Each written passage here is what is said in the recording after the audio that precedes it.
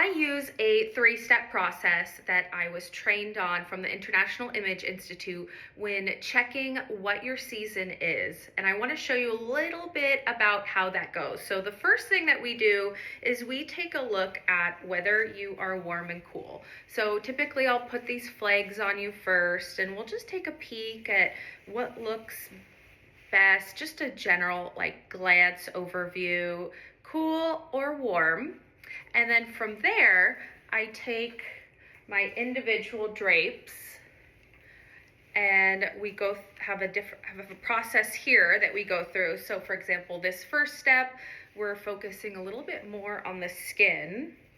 And I do look at the whole person throughout each step, but I do use the individual drapes and focus on this step on the skin to see which one looks better. And then, for example, with the white, we'll focus more on the teeth and see which one is more in harmony. Is it cool or is it warm? And also the whites of the eyes. And so usually with this step, sometimes they'll get a little bit whiter, sometimes there's just more harmony. Then I move on to the seasons. So for example, I am warm. So there are two warm seasons, which are spring and autumn. So this is true spring and this is true autumn. And so I would look first with the flags just to get an overall feeling of how it looks. And then I would move on to the individual flags and go through and compare those individual colors. So I'll show you purple, I would drape it over you and just see which one is better.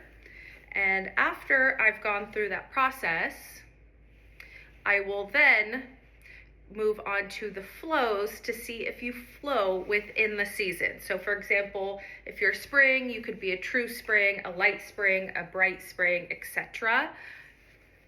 And so for example, this is light,